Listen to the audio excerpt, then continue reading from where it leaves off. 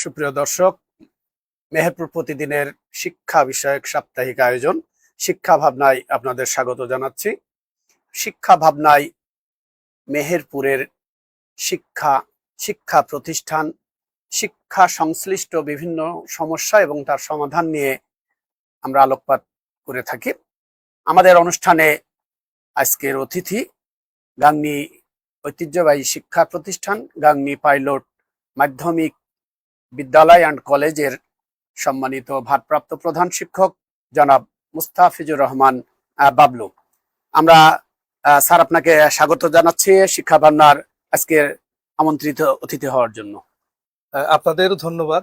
আমি ধন্যবাদ জানাচ্ছি বাংলা মেহেরপুর প্রতিদিনকে যে শিক্ষার ভাবনার যে আয়োজন সেখানে আমাকে আমন্ত্রণ জানানোর জন্য, এবং আমি ধন্যবাদ জানাই শিক্ষা ভাবনার যারা সম্মানিত দর্শক রয়েছে তাদেরকে আমি ধন্যবাদ জানাই এই শিক্ষা বার্তা এই প্রোগ্রামটি চালানোর জন্য। যে সকল ভাইরা, যে সকল সাংবাদিক ভাইরা অক্লান্ত পরিশ্রম করছে তাদের সবাইকে গাংনী পাইলট স্কুল অ্যান্ড কলেজের পক্ষ থেকে আমি আন্তরিক ধন্যবাদ জ্ঞাপন। কেমন আছেন স্যার আপনি? আলহামদুলিল্লাহ, আলহামদুলিল্লাহ, আল্লাহ পাক ভালো রেখেছেন। আপনি কেমন আছেন? আলহামদুলিল্লাহ, আমি ভালো আছি। আপনার কাছে আমরা শিক্ষা ভাবনার পক্ষ থেকে প্রথমে জানতে চাই যে আপনি খুলনা বিভাগের এক সময়ের শ্রেষ্ঠ শিক্ষা প্রতিষ্ঠান, যশোর শিক্ষা বোর্ডেরও শ্রেষ্ঠ শিক্ষা প্রতিষ্ঠান গাংনী পাইলট মাধ্যমিক বিদ্যালয় শিক্ষক হিসাবে কোন সালে যোগদান করেছেন এবং বর্তমানে ভারপ্রাপ্ত প্রধান শিক্ষক হিসাবে কত সালে দায়িত্ব নিয়েছেন? ধন্যবাদ আপনাকে।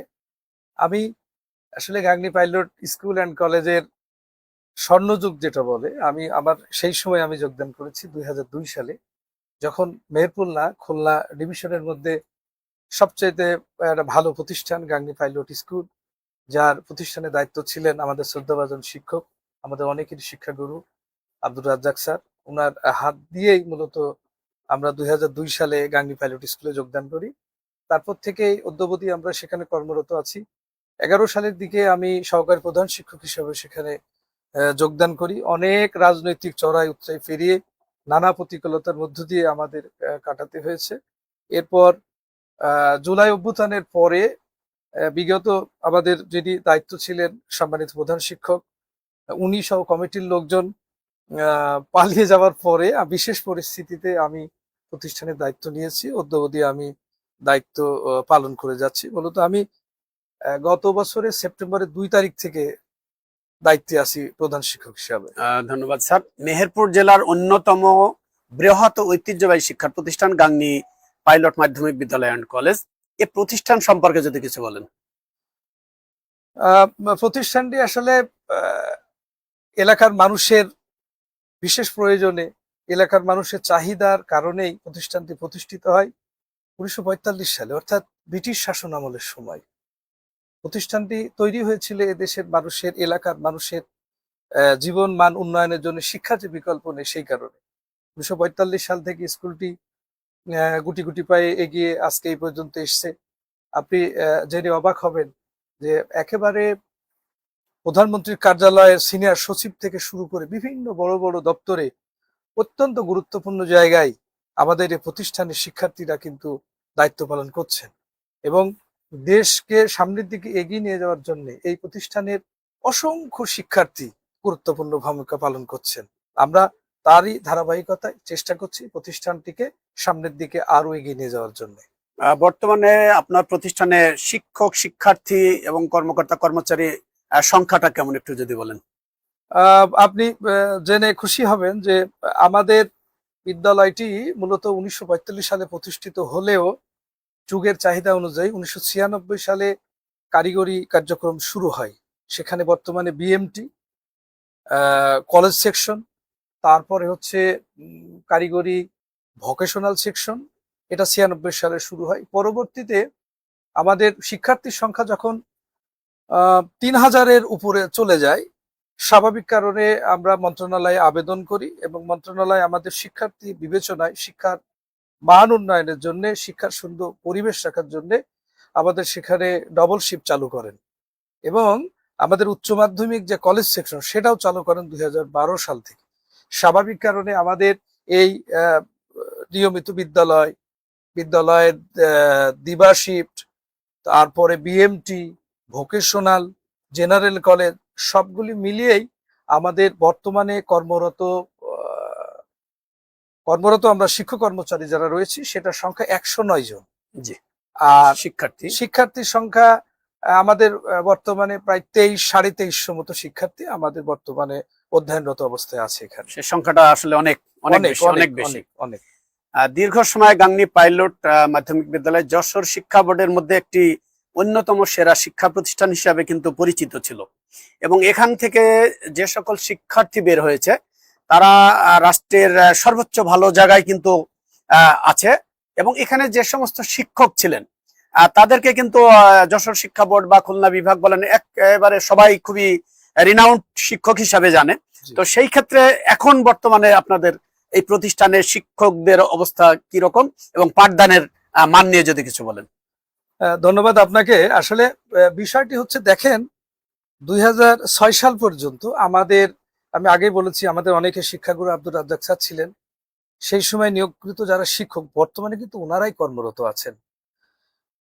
আমাদের আব্দুর রাজ্জাক স্যার অবসরে যাওয়ার পরে আমাদের আরেকজন গুণী শিক্ষক আব্দুল গনি স্যার, উনি প্রধান শিক্ষক হিসেবে নিয়োগ পান এবং উনি 12 সাল পর্যন্ত প্রধান শিক্ষক হিসেবে দায়িত্বে ছিলেন। এই সময়ে শিক্ষক যারা নিয়োগ হয়েছে এরা অত্যন্ত মেধাবী শিক্ষক, এবং তাদেরকে দিয়েই মেহেরপুর জেলার সবচাইতে ভালো রেজাল্ট কিন্তু গাংনী পাইলট হাই স্কুল করেছে। তখন স্বাভাবিক কারণে আমাদের পাঠদানের যে বিষয়টি সেই শিক্ষকই আছে।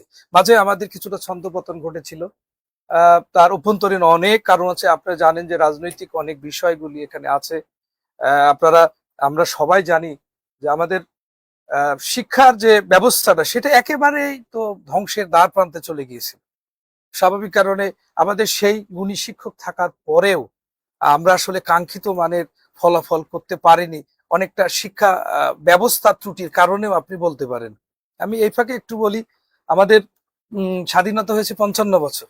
দুঃখজনক হলেও সত্যি এখন পর্যন্ত আমরা শিক্ষার কোন বিষয়টা আসলে শিক্ষার্থীদের পড়াবো, কোনটা পড়ালে আমার শিক্ষার্থী আগামী দিনের যোগ্য নাগরিক হবে, কোন শিক্ষাটা দিলে আমার শিক্ষার্থীরা জাতির উন্নয়নের জন্য গুরুত্বপূর্ণ ভূমিকা রাখবে, কোন শিক্ষাটা দিলে আন্তর্জাতিকভাবে আমরা আমাদের মাথা উঁচু করে দাঁড়াবো, সেই কর্ম পরিকল্পনাটাই আজ পর্যন্ত আমাদের নির্ধারণ হয়নি। আমরা দেখেছি কোনো সময় এক সময় কাঠামোবদ্ধ প্রশ্ন আসছে, সেটাকে সরিয়ে দেওয়া হচ্ছে, আবার বলা হচ্ছে যে সৃজনশীল আসো, সেটা নিয়ে আসা হচ্ছে। নানাবিধ এক্সপেরিমেন্ট কিন্তু আমাদের শিক্ষা নিয়ে সবচেয়ে বেশি এক্সপেরিমেন্ট চলছে। স্বাভাবিক কারণে আমাদের কাঙ্ক্ষিত যে পরিবর্তন সেটা মনে হচ্ছে না বলে আমার মনে হয় আর কি। ধন্যবাদ আপনাকে। এখানে একটু বলে রাখি যে আপনি প্রতিষ্ঠানের ভারপ্রাপ্ত প্রধান শিক্ষক হিসাবে যে দায়িত্ব নিয়েছেন, ওই সময় প্রতিষ্ঠানটির অবস্থা কেমন ছিল? আমি নিজেও গাংনী পাইলট স্কুল অ্যান্ড কলেজেরই শিক্ষার্থী ছিলাম।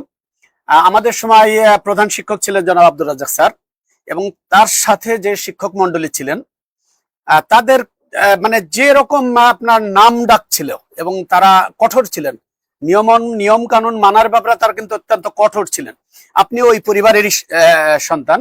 তো আমার আপনার কাছে প্রশ্ন যে আপনি দায়িত্ব নেওয়ার সময় প্রতিষ্ঠানটি কেমন পেয়েছেন, এবং বর্তমানে আপনি আসলে আপনার প্ল্যানটা কি, কিভাবে প্রতিষ্ঠানটি পরিচালনা করতে চান? ধন্যবাদ আপনাকে। আসলে বারবার ওই রাজ্জাক স্যারের কথা বলতে হয়। আপনি রাজ্জাক স্যারের ছাত্র, আমি নিজেও কিন্তু রাজ্জাক স্যারের ছাত্র, আমি নিজেও গান্ধী পাইলট স্কুলের ছাত্র ছিলাম। তো আসলে আমাদের স্যারদের যে শাসন ছিল, স্যারদের যে ভালোবাসা ছিল, সেটা আস্তে আস্তে আস্তে কিন্তু অনেক সামাজিক পরিবর্তনের কারণেই এটা অনেক কমে গেছে। দ্বিতীয়ত হচ্ছে যে আমাদের সময় আমার যদি খুব ভুল না হয়, আপনার মনে আছে আমরা যদি কোনো কারণে একটা দুষ্টুমি করতাম বা লেখাপড়া না করলে স্যাররা আমাদেরকে কিন্তু বেত্রাঘাত করে শাসন করতেন, এবং আমাদের বাবারা যখন স্কুলে আমাদের রেখে আসতেন তখন কিন্তু স্যারদের বলতেন যে হাড়গুলি শুধু আমার দরকার, ফেরত দিন, আমি চাই আমার সন্তানটি মানুষ হোক। সেই জায়গা থেকে কিন্তু এখন বেরিয়ে এসছে। এখন এমন এক শিক্ষা ব্যবস্থার মধ্যে আমরা আছি, আমি চাইলেই একটা শিক্ষার্থী দুষ্টুমি করলেও তাকে শাসন করতে পারছি না, আমি চাইলেই তাকে আমি বকা দিতে পারছি না, আমি চাইলেই তার বিরুদ্ধে কোনো ব্যবস্থা নিতে পারছি না। এই জাতীয় একটা অবস্থার মধ্যে মূলত আমি দায়িত্বটা গ্রহণ করেছি।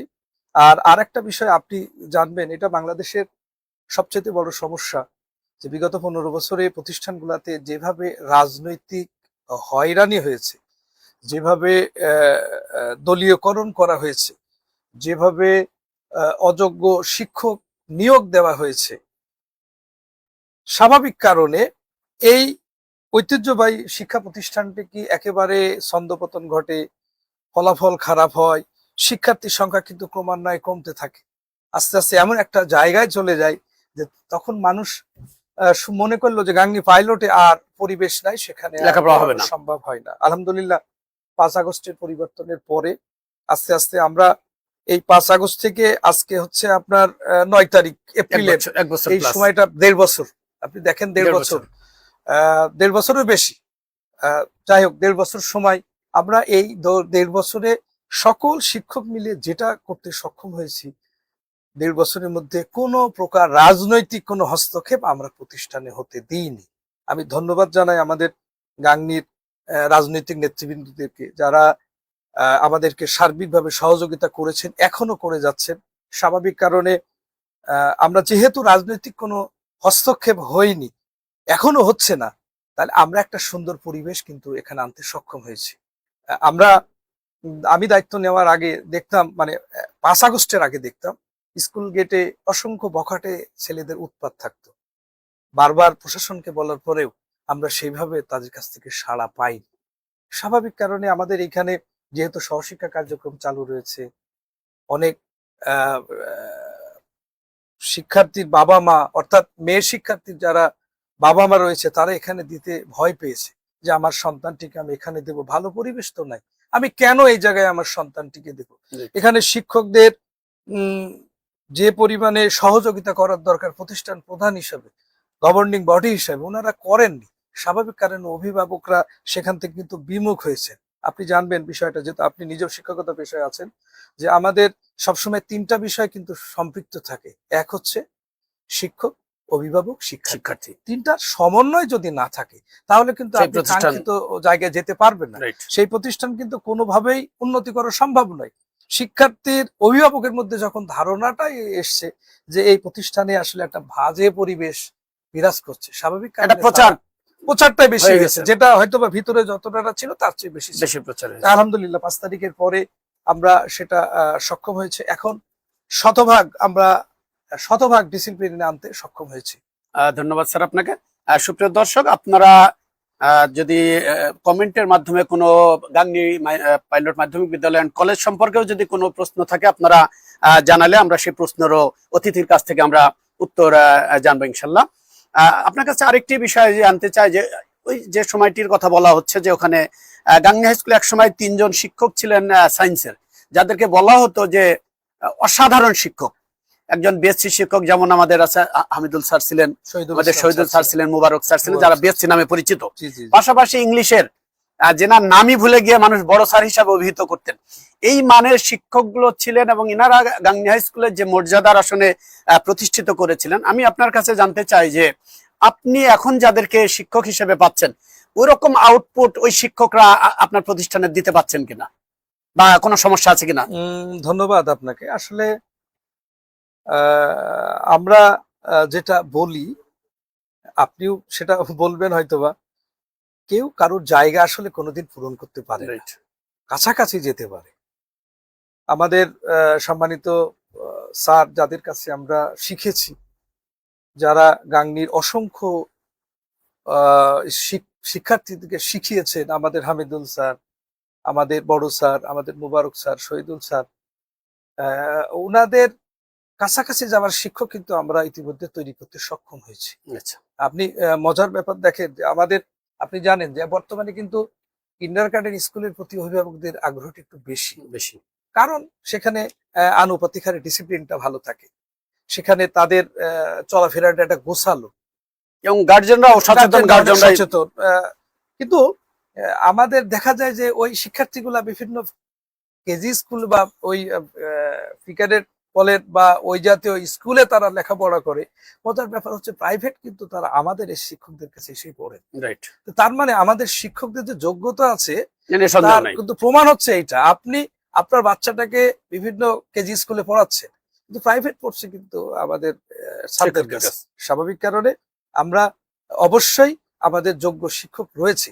আমাদের মানসিক যে বিষয় রয়েছে যে গাংনী পাইলট খারাপ অবস্থানে চলে গেছে, গাংনী পাইলট খারাপ হয়ে গেছে, এই ভাবনাটা মানুষের মধ্যে থেকে পরিবর্তন করাটা খুবই গুরুত্বপূর্ণ। আমার কাছে মনে হয়, আপনি জেনে অবাক হবেন যে আমি গত সেপ্টেম্বরে দায়িত্ব নেওয়ার পরে সাধারণ মানুষের সাথে আমার যে যোগাযোগ, আমি বিভিন্ন অভিভাবকের সাথে যোগাযোগ করেছি, বিভিন্ন অংশীজন যারা তাদের সাথে যোগাযোগ করেছি, শিক্ষার মানটাকে কিভাবে উন্নত করা যায়। আমাদের আপনি যে সকল সম্মানিত শিক্ষকদের কথা বলেছেন, এর মধ্যে আমাদের হামিদুল স্যার, বড় স্যার, আমাদের রাজ্জাক স্যার, ওরা আলহামদুলিল্লাহ জীবিত আছেন।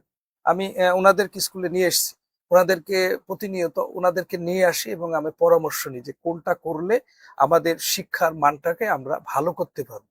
আমরা 2026 সালে গতবারের তুলনায় অর্থাৎ 2025 সেশনের চাইতে আমরা 350 শিক্ষার্থী বাইরে থেকে বিভিন্ন প্রতিষ্ঠান থেকে আমাদের এখানে নতুন ভর্তি হয়েছে। তার মানে আমরা আগের তুলনায় অনেকাংশেই পজিটিভ দিকে আছি এবং সামনের দিকে কিন্তু আমরা ভালো কিছু হবে বলে আশা করছি। ধন্যবাদ আপনাকে। আমরা আরেকটি বিষয় আপনার কাছে জানতে চাই যে বারবার যে প্রসঙ্গ এসছে যে এখানে আগের রূপে, অর্থাৎ আগে নিশ্চয়ই ভালো কিছু ছিল, তো সেই জায়গায় যদি আমরা যেতে চাই, গাংনী পাইলট স্কুল অ্যান্ড কলেজকে যদি আপনি নিতে চান, আপনাদের মানে আর কি কি পদক্ষেপ নেওয়া উচিত বা কি টাইপের আপনাদের সহযোগিতা দরকার, সেটা অভিভাবক পর্যায়ে হোক, শিক্ষাবিদদের পর্যায়ে হোক বা শিক্ষার্থীদের কাছ থেকে, কি জাতীয় সহযোগিতা আপনার দরকার বলে আপনি মনে করেন? ধন্যবাদ আপনাকে। আসলে সবচাইতে বেশি সহযোগিতা দরকার আমার মনে হয় আপনারা যারা সাংবাদিকতা করেন, কারণ আপনাদের লেখনের মাধ্যমেই এই প্রতিষ্ঠানটি যে ঘুরে দাঁড়িয়েছে আমার সেটা কিন্তু আপনারা প্রমাণ করতে পারবেন। 1, 2 নম্বর হচ্ছে আমাদের এই প্রতিষ্ঠানের সম্মানিত শিক্ষার্থী যারা ছিলেন, যারা দেশের গুরুত্বপূর্ণ জায়গায় আছেন, ওনারা যদি আমাদের একটু সহযোগিতা করেন, আমরা আস্তে আস্তে কিন্তু আমাদের একটা ভালো জায়গায় আসতে পারবো বলে আমরা মনে করছি। আর আরেকটা বিষয়, এখানে শিক্ষার পরিবেশ আনার জন্য, যেমন আপনি যেহেতু নিজের শিক্ষক, আপনি জেনে থাকবেন যে যখন বোর্ড থেকে আমাদের উত্তরপত্র দেওয়া হতো, তখন বলে দেওয়া হতো যে খাতাটি যখন আপনি দেখবেন, আপনি ভাববেন যে এই খাতাটি আপনার সন্তানের।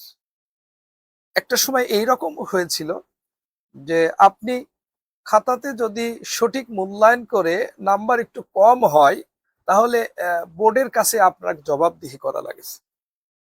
কিন্তু আপনি যদি নম্বরটা একটু বেশি দেন, আপনার জবাবদিহি করা লাগছেন, আপনি বাহবা পাচ্ছেন।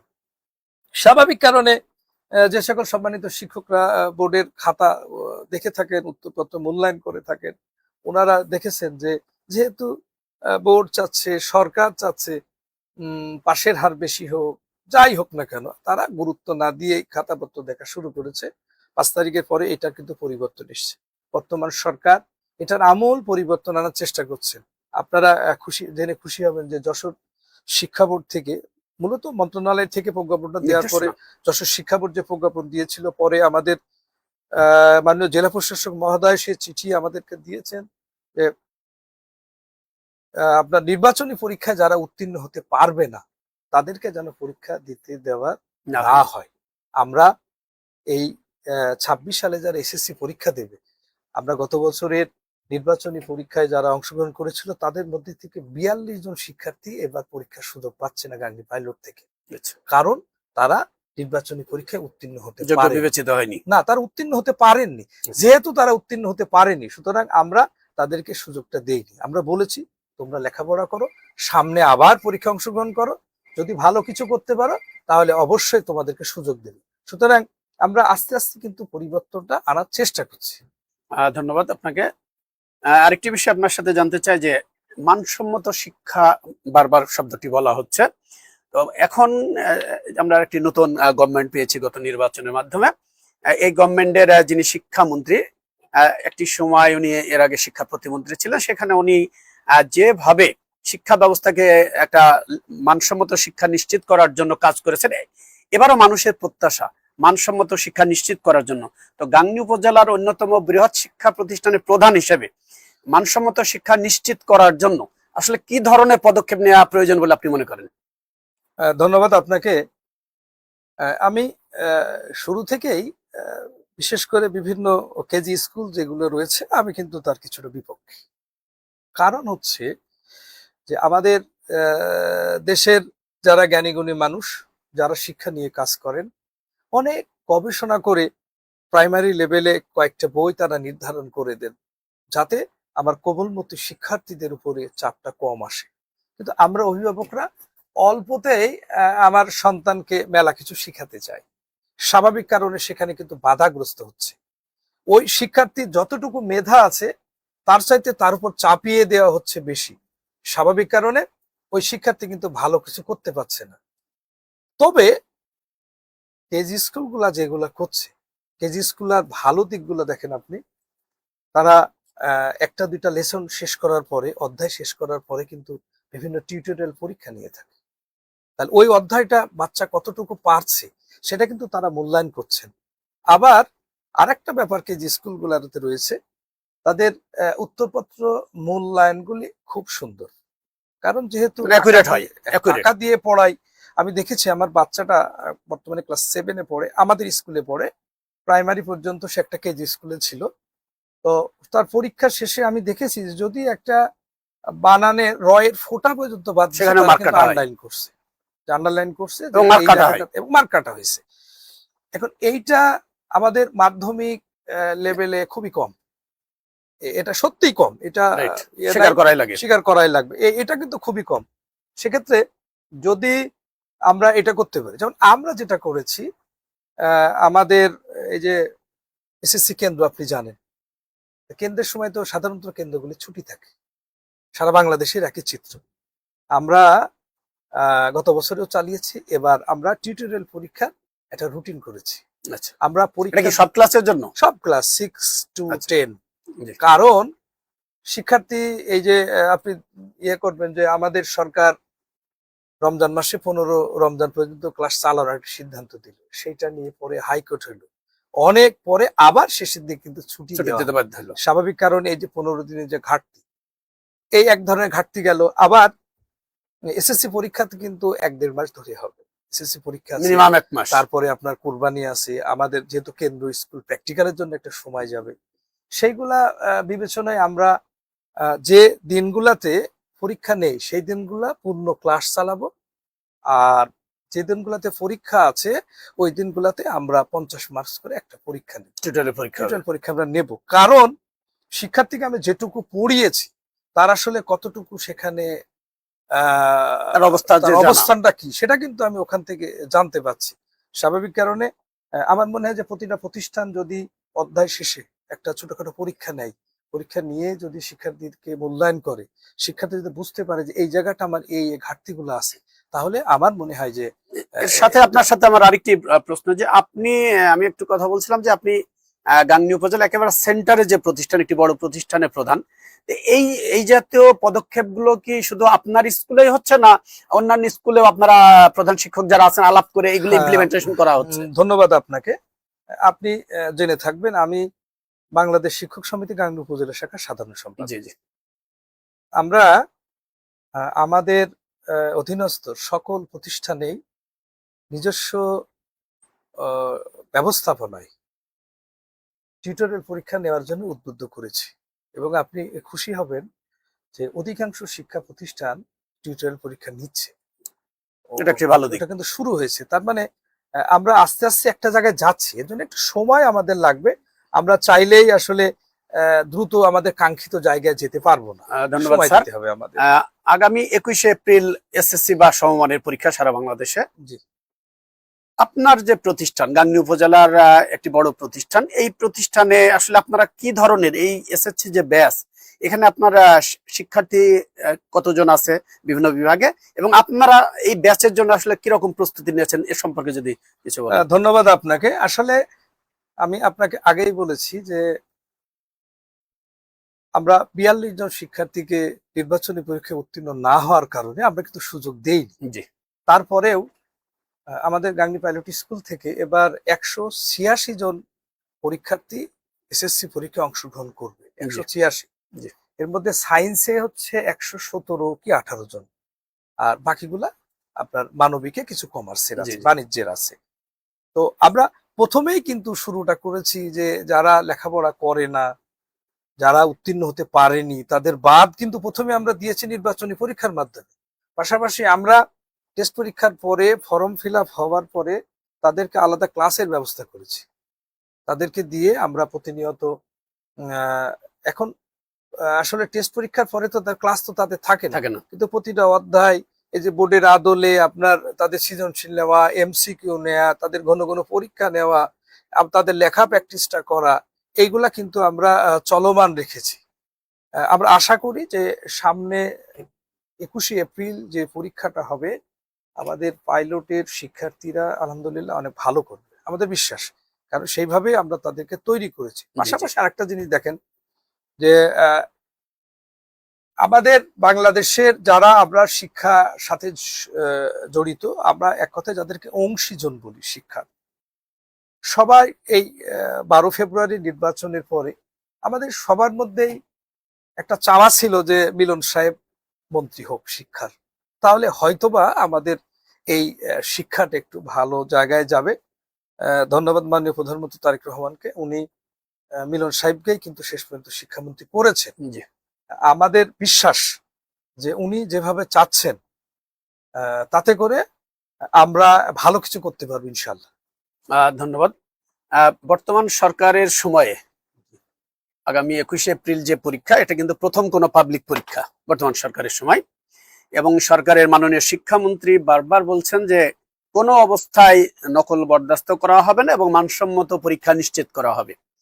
এই বিষয়ে আপনাদের পদক্ষেপগুলো কি কি হতে পারে? আপনি একজন, আপনার প্রতিষ্ঠানে আপনি যেহেতু কেন্দ্র আছে, আপনার পদক্ষেপগুলো এটা যদি নিশ্চিত করতে হয় তবে আপনি আসলে কি ধরনের পদক্ষেপ নিতে হবে?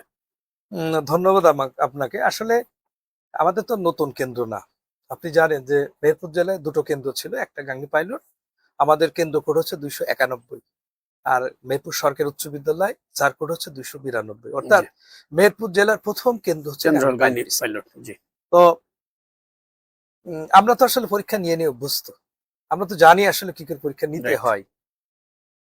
এর মধ্যে আবার মাননীয় শিক্ষামন্ত্রী যশোর শিক্ষা বোর্ডের মাধ্যমে আমাদের আগামী 13 তারিখে সমস্ত বোর্ডের আওতাধীন কেন্দ্র সচিবদের উনি আহ্বান করেছেন।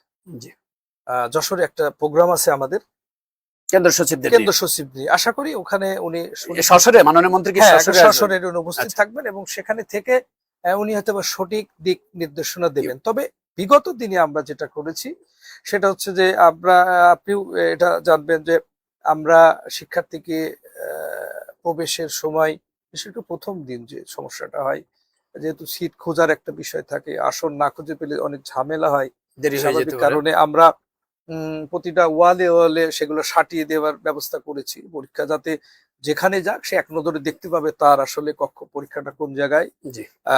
তারপরে গেটে যখন প্রবেশ করবে, আমরা ইতিমধ্যেই আমাদের পুরুষ এবং মহিলা শিক্ষকদের সাথে কথা বলেছি, তাদের দায়িত্ব দেওয়া হয়েছে যখন পরীক্ষা হলে প্রবেশের আগেই সরকারি বিধান অনুযায়ী বা পরীক্ষা বিধান অনুযায়ী আমাদের যারা মেয়ে থাকবে তাদেরকে ম্যাডামরা, ছেলে থাকবে তাদের স্যারেরা তাদের শরীর চেক করবে, তল্লাশি করবে, করে করে তাদেরকে আমরা ভিতরে প্রবেশ করাবো। স্বাভাবিক কারণে আপনার এই যে মাননীয় শিক্ষামন্ত্রী বারবার যেটা বলছেন নকলের যে বিষয়টা, এটা তো আমার মনে হয় না যে আসলে নকলের কোনো সুযোগ আছে, এটা আমার মনে হয় না। ধন্যবাদ। গত কয়েক বছর বিশেষ করে মেহেরপুর জেলা, খুলনা, যশোর বোর্ডের মধ্যে পাবলিক পরীক্ষার রেজাল্ট কিন্তু তলানিতে বলতে গেলে, এবং আমি যতদূর জানি যে ইংরেজি বিষয়ে অকৃতকার্যের হারটা কিন্তু সবচেয়ে বেশি।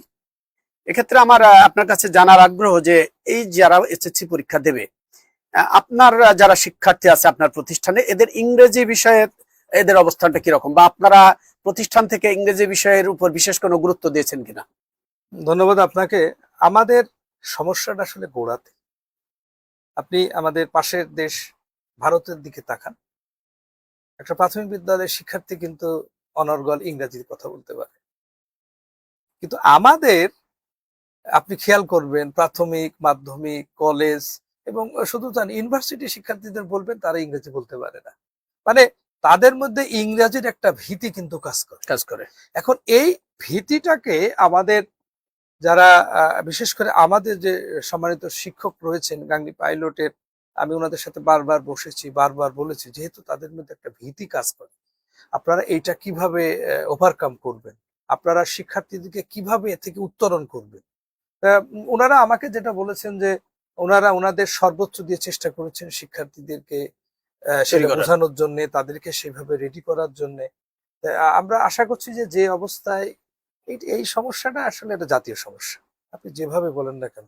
পাশাপাশি আর একটা সমস্যা কিন্তু আছে, সেটা হলো আমাদের কোচিং বাণিজ্যের একটা বিষয় আছে।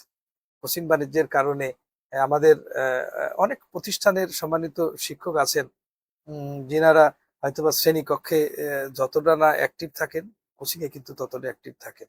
আমার মনে হয় যদি সরকার এই বিষয়টা একটু ভালোভাবে দেখভাল করে কোচিং এর বিষয়গুলিকে একটু পাশ কাটিয়ে শ্রেণীতেই যদি উপযোগী করে তুলতে পারে, তাহলে পারে মনে হয় এ থেকে কিছুটা উত্তরণ হতে পারে। ধন্যবাদ আপনাকে। আবারও বলছি যে গাংনী পাইলট মাধ্যমিক বিদ্যালয় অ্যান্ড কলেজ একটি বৃহৎ একটি শিক্ষা প্রতিষ্ঠান মেহেরপুর জেলার মধ্যে। আপনি দায়িত্ব নেয়ার পর মানে আপনি আসলে কি জাতীয় সমস্যা এই প্রতিষ্ঠানে ফেস করছেন, যেগুলো সমাধান করলে এই প্রতিষ্ঠানটির শিক্ষার মান আবার আগের রূপে ফিরে আসবে? সেটা প্রশাসনিক সহযোগিতা হতে পারে, মন্ত্রণালয় হতে পারে, বা অবকাঠামো হতে পারে, যে কোনো সমস্যায় হোক না কেন। কি জাতীয় সমস্যা ফেস করছেন যেগুলো সমাধান করলে এই প্রতিষ্ঠানটি আরো ভালোর দিকে যেতে পারে? ধন্যবাদ আপনাকে। আসলে আমাদের প্রতিষ্ঠানে অবকাঠামোজনিত সমস্যা নেই।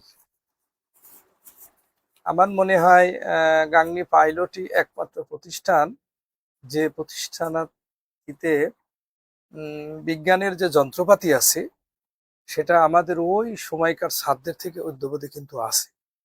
আমরা আমাদের একজন শিক্ষার্থী ক্লাস 9-এ যখন সায়েন্সে পড়ে তখন থেকে আমরা অধ্যায় শেষে তাদেরকে বিজ্ঞানের প্র্যাকটিক্যাল যেগুলো সেগুলো কিন্তু আমরা করে আসছি, শুরু করেছি। এটা আগে ছিল না, এই বছর থেকে আমরা শুরু করেছি যে ক্লাস 9-এ একটা অধ্যায় শেষ হবে, আমাদের স্যারেরা সেই মাঝেতে এমন গেছে যে তারা কোনো সম্পর্ক ছিল না, সম্পর্ক ছিল এটা আমরা করতে সক্ষম হয়েছি।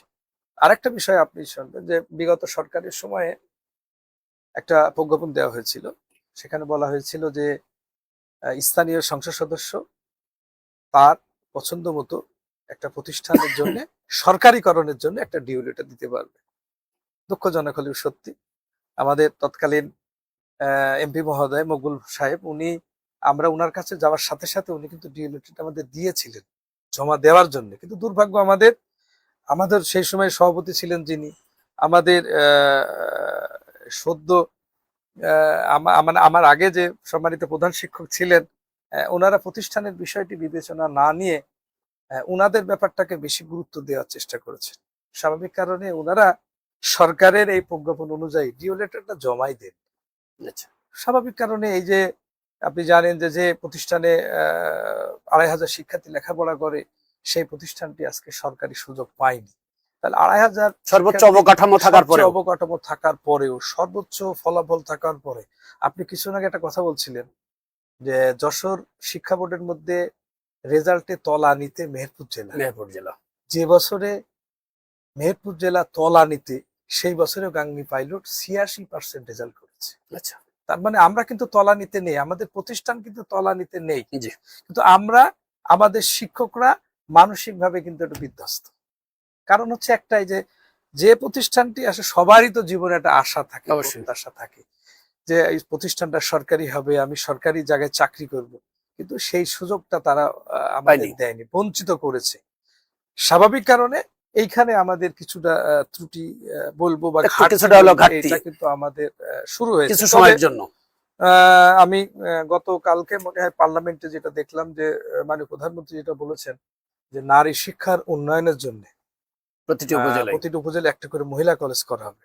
আমার দাবি হচ্ছে যে প্রতিটি উপজেলায় দুটো করে কলেজ, একটা মহিলা, একটা হচ্ছে মেল ফিমেল, আর মাধ্যমিক লেভেলের একটা মেল এবং একটা ফিমেল। এটা যদি করা যায় তাহলে সারা উপজেলার সব শ্রেণী পেশার মানুষ সেখানে কিন্তু সুযোগ পাবে, আর এটা করলে কিন্তু শিক্ষার মান বাড়বে। আর একটা জিনিস দেখেন, প্রাথমিক বিদ্যালয়গুলি পরিচালনা করার জন্য সহকারী শিক্ষা অফিসার আছে, একাধিক, আপনি খোঁজ নিয়ে দেখবেন 4 জন 5 জন পর্যন্ত আছে, তার বেশিও আছে। Right. ওনাদের ক্লাস্টার ভিত্তিক ওনারা দায়িত্ব অন্তত পালন 4 করেন। থেকে 5 জন 4-5 জন আছে এবং জি। ওনারা ক্লাস্টার ভিত্তিক দায়িত্ব পালন করে। রাইট, কিন্তু আপনি মাধ্যমিকে খোঁজ নিয়ে দেখেন তো, একজনই, আমাদের বর্তমানে যিনি দায়িত্ব আছেন বেশিরভাগ সময় নাই, মনিরুল সাহেব দায়িত্ব আছেন, উনি 2 উপজেলা, সদর এবং গাংনী দুইটা উপজেলা। জায়গার দায়িত্ব আছেন। তাহলে উনার পক্ষে তো আপনার অফিসিয়াল কাজ শেষ সুপারভিশন করা কঠিন, সেক্ষেত্রে উনি কিভাবে করবেন? সুতরাং আমাদের যদি মনিটরিংটা বাড়ানো যায়, সরকার যদি এই ব্যাপারগুলো আরো একটু দায়িত্বশীল পালন হয়, বা এখানে যদি আরো লোকবল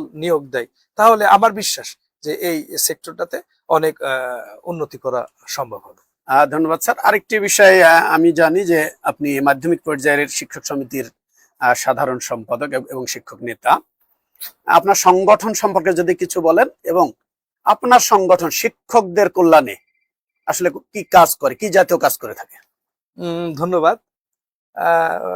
আমার মনে হয় যে আমাদের গাংনীতেই একমাত্র আমরা শিক্ষক সংগঠন করি, গাংনীতেই আমাদের শিক্ষক সমাজ নিয়ে বেশি কাজ করি, অন্য জায়গায় কিন্তু নেই। আপনি মেহেরপুর সদর, মুজিবনগর, আলমডাঙ্গা, চুয়াডাঙ্গা, ভেড়ামারা, কুষ্টিয়া খোঁজ নিয়ে দেখবেন শিক্ষকদের নিজস্ব কোনো অফিস নেই। গাংনীতে বাংলাদেশ শিক্ষক সমিতির একটা নিজস্ব ভবন রয়েছে, নিজস্ব জায়গা রয়েছে। আমরা বিভিন্ন প্রতিষ্ঠান, শিক্ষকরা প্রতি বছরে একটা নির্দিষ্ট চাঁদা সেখানে জমা দেয়, সমস্ত শিক্ষকরা মিলে। কিন্তু কম হোক বেশি, এটা কি পার শিক্ষক না আপনার প্রতিষ্ঠান কেন্দ্রিক? পার শিক্ষক, প্রতিটা শিক্ষক মানে সদস্য, যিনি সদস্য, মানে ওই সদস্য। যতগুলা প্রতিষ্ঠান রয়েছে ওই প্রতিষ্ঠানের সম্মানিত সদস্য শিক্ষক যারা আছেন, কর্মচারী যারা আছেন, সবাই কিন্তু সেখানে কম বেশি টাকা দেন প্রতি বছরে। জি জি। আমরা সেই টাকাটা দিয়ে বিগত সরকারের সময় যারা দায়িত্ব ছিলেন ওনারা কিন্তু সব নয়সা করে ওনারা শেষ করে দিয়েছিল সমিতিটা। আমরা এই 1.5 বছর দায়িত্ব নেওয়ার পরে আমরা ইতিমধ্যেই একটা এফডিআর চালু করেছি, আমাদের এই টাকা দিয়ে, যেহেতু শিক্ষকদের টাকা দিয়ে এফডিআর চালু করেছি। আমরা ইতিমধ্যেই এটা কি একটা বড় ফিগার না, এইটা আসলে আমি আপনাকে বলবো, ফিগারটা দরকার নেই, তবে একটু বিগ ফিগার, খুব বেশি বিগ না, যেহেতু সবে মাত্র শুরুটা করেছি। আশা করছি যে আমরা 2-3 বছরের মধ্যে এটা অনেক বড় করতে পারবো। আর একটা বিষয় হচ্ছে, আমরা ইতিমধ্যেই 8-9 জন শিক্ষককে কম বেশি অবসর সুবিধা প্রদান করেছে সমিতির পক্ষ থেকে। এবং আগামী 12 তারিখে আমাদের একটা প্রোগ্রাম আছে উপজেলা ব্যাপী, সকল শিক্ষা প্রতিষ্ঠানের শিক্ষক কর্মচারী আমরা সেখানে উপস্থিত হব। এবং সেখানে আমরা গতকালকেও আমাদের আলোচনা হয়েছে, আমরা প্রায় 20 জনের কাছাকাছি অবসরপ্রাপ্ত শিক্ষক কর্মচারীকে সমিতির পক্ষ থেকে অবসর সুবিধা প্রদান করব ইনশাআল্লাহ। সেক্ষেত্রে আমরা কিন্তু শিক্ষকদের নিয়েই কাজ করছি, অবশ্যই কাজ করছি। কারণ আপনি দেখেন অন্য কোনো জায়গায় এরকম কিন্তু সিস্টেম আছে কিনা আমার জানা নেই। তো একটা সমিতি যদি 1 বছরে 20 জন শিক্ষককে যেটাই হোক আমরা খুব বেশি টাকা দিতে পারবো সেটা না, কিন্তু তার পাশে তাদের পাশে আমরা থাকতে পারছি। আর পাশাপাশি আপনি আমাদের বেদবাড়িয়া স্কুলের সম্মানিত একজন শিক্ষক হঠাৎ মারা গেছে, আমরা আমাদের সমিতির পক্ষ থেকে ওনাকে একটা মোটামুটি স্মার্ট টাকা আমরা দিয়েছি, তার পরিবারের পাশে আমরা দাঁড়িয়েছি। সুতরাং বাংলাদেশ শিক্ষক সমিতি গাংনী উপজেলা শাখা সবসময় শিক্ষকদের কল্যাণে কাজ করে যাচ্ছে। ধন্যবাদ আপনাকে। আর আপনারা একটু আগে যেটা বললেন যে 12 তারিখে আপনার যে প্রোগ্রামটি, আমি খুশি হয়েছি যে অনানুষ্ঠানিক হলেও আমি কিন্তু ইতিমধ্যেই অনানুষ্ঠানিক দাওয়াত পেয়েছি, সেজন্য আপনাকেও ধন্যবাদ। আরেকটি বিষয় আপনার কাছে জানার আগ্রহ, যে বর্তমানে শিক্ষকগণ বিভিন্ন সমস্যায় জর্জরিত। বর্তমানে নতুন একটি নির্বাচিত সরকার, একজন শিক্ষক নেতা হিসাবে শিক্ষকদের কি কি সমস্যা আপনি দেখতে পান, এবং এগুলো সমাধানের জন্য আপনারা সমিতির পক্ষ থেকে কিভাবে এই কাজ করবেন, যে এই শিক্ষকদের সমস্যাগুলো সমাধানের ব্যাপারে আপনারা কি উদ্যোগ বা কি ভূমিকা পালন করবেন? ধন্যবাদ আপনাকে। আমরা প্রতিনিয়ত শিক্ষকদের নিয়ে কাজ করি। আমাদের শিক্ষার উপরে কর্তা ব্যক্তি যারা আছেন, আমার মনে হয়, এটা আসলে ওনাদের মনে হয় কিনা জানি না আমি, কিছু পলিসিতে সমস্যা আছে। আপনি একটা প্রতিষ্ঠান নতুন করে তৈরি করার অনুমতি দিলেন, প্রতিষ্ঠানটি তৈরি হলো, সেখানে 200-300 শিক্ষার্থী লেখাপড়া শুরু করলো, 15-20 জন শিক্ষক কর্মচারী শিক্ষা দিতে শুরু করলো, কিন্তু ঘটনাটা কি ঘটলো বলে? একটা নির্দিষ্ট সময় যাওয়ার পরে আপনি ওই প্রতিষ্ঠানটাকে এমপিওভুক্ত করলেন না, ওই শিক্ষক সরকারি কোনো সুবিধা পেল না। আমি অন্য স্কুলের কথা অনেক স্কুল আছে, আমাদের গাংনী পাইলটেই আমাদের ডবল শিফট আপনি চালু করলেন 12 সালে। 12 সালে দেওয়ার পরে সেখানে শিক্ষক নিয়োগ দেওয়া হয়। আমাদের কলেজ সেকশন চালু হলো 2012 সালে, আপনি সেখানে শিক্ষক নিয়োগ দেওয়ার অনুমতি দিলেন, কিন্তু আপনি বেতনটা দিলেন 2022 সালে গিয়ে। 10 বছর পরে আপনি এমপিও দিলেন। এই 10 বছর এই শিক্ষক কর্মচারীগুলার জীবন কিভাবে চলবে, তাই না? তাহলে আপনি যখন কোনো একটা দিবেন, তাহলে আগে থেকে পরিকল্পনা করেন যে আমাকে এটা দেওয়া উচিত, ফান্ডিং এর ব্যবস্থাটা আগে থেকে করা উচিত। আপনি সেটা চিন্তা না করে আপনি খুলতে অনুমতি দিলেন, আবার পরে আপনি বেতন দিচ্ছেন না, তাহলে তারা কিভাবে চলবে? আপনার স্বাভাবিক কারণে এই জাতীয় অনেক সমস্যা কিন্তু আছে। আপনি নিজে যেহেতু এই পেশায় আছেন, আমার মনে হয় এই ব্যাপারগুলি আপনার জানা। আচ্ছা, শিক্ষকদের স্পেসিফিক কিছু সমস্যা বর্তমানে দেখতে পাই। তার মধ্যে বিগত কেয়ারটেকার সরকার বাড়ি ভাড়া বাবদ 30%, 15% অলরেডি কার্যকর এবং 15% আগামী জুলাই থেকে দেওয়ার কথা। ইতিমধ্যে নতুন সরকার আসার পরে আমার তো মনে হয় এটা 30% না, আপনি মনে হয় তথ্যটা ভুল দিচ্ছেন। এটা মূলত 15%। এর মধ্যে আপনার 15%, 7.5% সামনে জুলাই থেকে আপনার বাকি 7.5%, রাইট? জি জি জি, ওকে। এটা আর এখন বিশেষ করে আপনার এই যে 10% সরকার বোনাসটা নিয়ে বিশেষ করে শিক্ষকদের খুবই হতাশা। 50% বৃদ্ধি করার পরেও কিন্তু 50% হয়েছে। তো এই বিষয়গুলো নিয়ে আপনারা শিক্ষক সমিতির পক্ষ থেকে সরকারের যারা নীতি নির্ধারক আছেন, আপনারা আসলে পদক্ষেপ নেন কিনা? আপনাকে ধন্যবাদ। আসলে আপনি আগেরটা যেটা বলেছিলেন যে বাড়ি ভাড়ার যে বিষয়টা, তারপরে এটাই আসি। বাড়ি ভাড়ার ব্যাপারটা আপনি জানবেন, আমাদের প্রত্যেকটা প্রতিষ্ঠানে কিন্তু কম বেশি এনটিআরসি থেকে নিয়োগ আছে। আমাদের সম্প্রতি গত মার্চ মাসের 1 তারিখে 2 জন শিক্ষক নিয়োগ হয়েছে, একজন বিএমটিতে, একজন ভোকেশনাল। একজনের বাড়ি হচ্ছে বাগেরহাট, আরেকজন বাড়ি ময়মনসিংহ। আপনি তাকে বাড়ি ভাড়া দিচ্ছেন 1-1.5 টাকা। তাহলে ওই শিক্ষকটি এখানে এসে কিভাবে থাকবেন উনি? তাহলে এইটা শুধু 15% না, আমাদের দাবি সরকারি নিয়মে যেটা হয় সে অনুযায়ী আমাদেরকে দেওয়া হোক।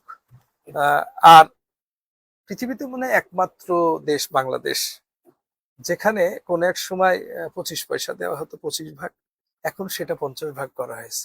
আসলে একটা ছাগল যদি আপনি কিনতে যান, আপনার জন্যও 20,000 লাগবে বা 30,000, সবার জন্যই ওই টাকা। একজন সরকারি কর্মকর্তা গেলেও কিন্তু তাই লাগবে, অর্ধেক কেনার সুযোগ তো আপনার নেই। সুতরাং এইটা আমার মনে হয় সরকারের ভাবা উচিত যে আমাদের শতভাগ উৎসব ভাতাটা দেওয়ার। আর যেটা বলছিলেন যে 10%-এর যে বিষয়টি, এটা আমরা হতাশ হয়েছি যে মাননীয় শিক্ষামন্ত্রী ঘোষণা দেওয়ার পরেও যেটা দেখলাম যে আসলে এটা ফেসবুকে দেখেছি, আমরা কোনো অফিসিয়াল চিঠি কিন্তু পাইনি। সেখানে বলা হয়েছে যে অর্থ মন্ত্রণালয় নাকি সেটা নাকচ করেছে। আমরা ইতিমধ্যে আমাদের দাবির যে বিষয়গুলি আমরা উপজেলা, জেলা থেকে আমাদের কেন্দ্রীয় কমিটির সম্মানিত চেয়ারম্যান অধ্যক্ষ সেলিম ভুঁইয়ার কাছে কিন্তু আমরা পাঠিয়েছি। আপনারা এটা জানতে চাচ্ছি। আপনি জানেন যে আমাদের শিক্ষক কর্মচারী ঐক্য জোটের মহাসচিব হচ্ছে আমাদের জাকির স্যার, তার মানে আমাদের প্রাণের যে দাবিগুলা, চাওয়ার যে বিষয়গুলা, সেগুলো উনার মাধ্যমে খুব দ্রুত কিন্তু আমরা পৌঁছাতে পারছি। আমাদের সম্মানিত চেয়ারম্যান মহোদয় অধ্যক্ষ সেলিম ভুঁইয়া, উনি কিন্তু পার্লামেন্টের একজন সদস্য, এই ত্রয়োদশ সংসদে উনি কুমিল্লা থেকে বর্তমান গভর্নমেন্টের কিন্তু উনি দলীয় সাংগঠনিক সম্পাদক, একটা অংশ। পাশাপাশি কুমিল্লা ডিভিশনাল রাজনৈতিক উনি নেতা, উনি খুলনা ডিভিশনের বিএনপি সাংগঠনিক সম্পাদক। সুতরাং ওনার মাধ্যমে আমাদের তথ্যগুলি মাননীয় মন্ত্রীর কাছে পৌঁছে দেওয়াটা খুব সহজ হচ্ছে। আপনারা জানেন যে কোনো বিষয়ে আপনারা খেয়াল করবেন যে আমাদের নেতৃবৃন্দ কিন্তু তাদের সাথে প্রতিনিয়ত মাননীয় শিক্ষামন্ত্রীর সাথে যোগাযোগ করছে।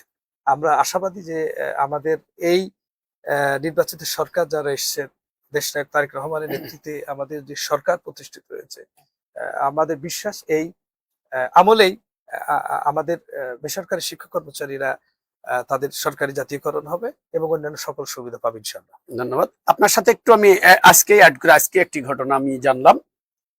দিনাজপুর বাড়ি, বাংলাদেশ কৃষি বিশ্ববিদ্যালয় থেকে উনি লেখাপড়া করেছেন। এনটিআরসির মাধ্যমে রাজনগর দাখিল মাদ্রাসাতে উনি নিয়োগপ্রাপ্ত হয়েছেন। তো জিনার দিনাজপুর থেকে এসে আপনি যেটা বললেন যে আর্থিক সুযোগ সুবিধা শিক্ষকদের, এই মেহেরপুরে অবস্থান করে একজন নামকরা একটি পাবলিক বিশ্ববিদ্যালয় থেকে এসে মিনিমাম সুযোগ সুবিধা আসলে শিক্ষকদের কিন্তু খুবই কষ্টকর জীবনযাপন হচ্ছে। এই বিষয়গুলো কিন্তু অবশ্যই সরকারের দেখা উচিত বলে আমি মনে করি। ধন্যবাদ আপনাকে। আর একটু আপনার কাছে প্রায় শেষের দিকে, একজন প্রধান শিক্ষক হিসেবে জেলার সার্বিক শিক্ষা ব্যবস্থার উন্নয়ন, মানসম্মত শিক্ষা নিশ্চিতের জন্য আপনার কোনো পরামর্শ আছে কিনা? আমি আমি আমার মতো করে আসলে অন্য কারোর সাথে হয়তো না, আপনি আপনার মতামত চাই, আপনার মতামত চাই। আমার কাছে মনে হয়েছে অর্থই অনর্থের মূল। আপনি খোঁজ নিয়ে দেখবেন প্রতিটা প্রতিষ্ঠানের সম্মানিত প্রধান হিসাবে যারা দায়িত্বে আছেন, ওনারা প্রতিষ্ঠানটাকে আমার মনে করেন আমার নিজের প্রতিষ্ঠান। উনি ভাবেন না যে একটা নির্দিষ্ট সময় হলে উনি প্রতিষ্ঠান থেকে চলে যাবেন, উনি এটা ভাবেন না। স্বাভাবিক কারণে অর্থনৈতিক স্বচ্ছতার যে বিষয়টি রয়েছে সেটা একেবারে নেই বললেই চলে।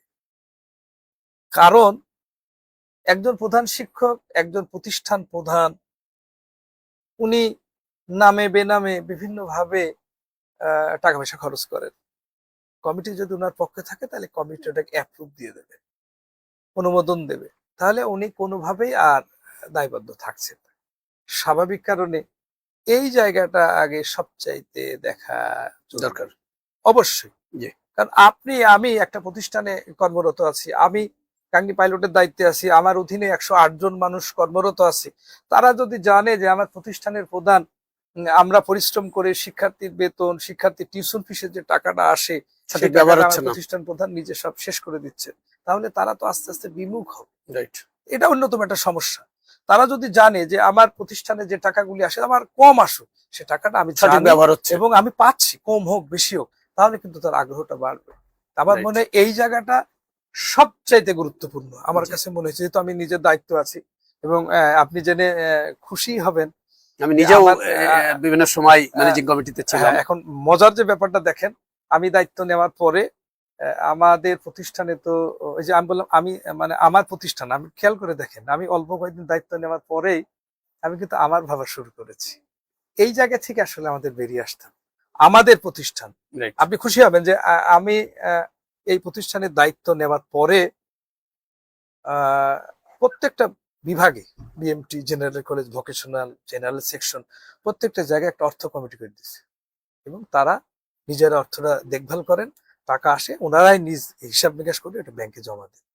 পরিপূর্ণ একটা স্বচ্ছতা। ধন্যবাদ। সুপ্রিয় দর্শক, আমরা কথা বলছিলাম মেহেরপুরের প্রতিদিনের নিয়মিত আয়োজন, সাপ্তাহিক আয়োজন শিক্ষা ভাবনায়। শিক্ষা ভাবনা আমাদের আজকের অতিথি গাংনী পাইলট স্কুল অ্যান্ড কলেজের সম্মানিত ভারপ্রাপ্ত প্রধান শিক্ষক জনাব মোস্তাফিজুর রহমান বাবলু স্যারের সাথে।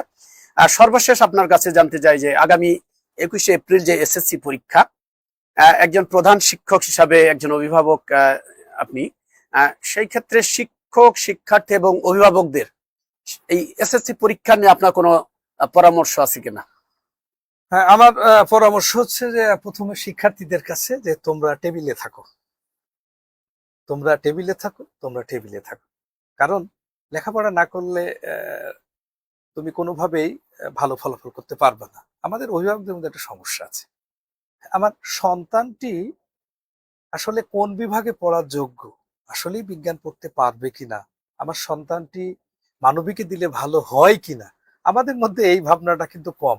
আমরা সবাই মনে করি আমার সন্তানের ডাক্তার আর ইঞ্জিনিয়ার হোক। স্বাভাবিক কারণে তাদের উপর চাপটা বেশি থাকে। আমি সম্মানিত অভিভাবকদের অনুরোধ করব যে আপনার সন্তানের উপর চাপটা কম দেন। আপনি আপনার সন্তানের পাশে বসে থাকেন, আপনার সন্তান মোবাইল ব্যবহার করে কিনা আপনি সেগুলো দেখেন, আপনার সন্তান আপনার তার যে বন্ধুগুলোর সাথে চলাফেরা করে, মেশে, সেই বন্ধুগুলি আসলে কেমন সেটা আপনি একটু দেখেন, দেখে আপনার সন্তানকে সঠিক পথ দেখেন। পরীক্ষায় যে সমস্ত শিক্ষকরা দায়িত্ব পালন করবে ওনাদের নিয়ে কিছু পরামর্শ আছে কিনা আপনার? আসলে দেখেন, প্রথমত বিষয়, পরীক্ষা যেহেতু সিসি ক্যামেরার আওতায় হচ্ছে বিগত কয়েক বছর ধরে, আমার মনে হয় না যে আমাদের কোনো শিক্ষকরা অন্যের সাথে জড়িত হয়, আমার জানা নেই। অনেকে হয়তো বলে শিক্ষকরা বলে দেন এই করে, এটা আসলে সঠিক না। শিক্ষকরা চেষ্টা করবেন যথাযথভাবে তাদের দায়িত্ব পালন করার জন্য। ধন্যবাদ। আজকে আমরা কথা বলছিলাম সাপ্তাহিক শিক্ষা ভাবনায় গাংনী পাইলট মাধ্যমিক বিদ্যালয়ের ভারপ্রাপ্ত প্রধান শিক্ষক জনাব মুস্তাফিজুর রহমান বাবলু। মেহেরপুর প্রতিদিনের সাপ্তাহিক আয়োজন শিক্ষা ভাবনায় আপনি উপস্থিত হয়ে আপনাকে অনেক অনেক ধন্যবাদ জানাচ্ছি শিক্ষা ভাবনার পক্ষ থেকে। আপনাকে ধন্যবাদ। পাশাপাশি মেহেরপুর প্রতিদিনের এই যে আজকের আয়োজন শিক্ষা ভাবনা, এর সাথে যারা জড়িত সকল কলা কৌশলী সবাইকে গাংনী পাইলট স্কুলের পক্ষ থেকে আন্তরিক ধন্যবাদ জানাচ্ছি। সবাইকে ধন্যবাদ।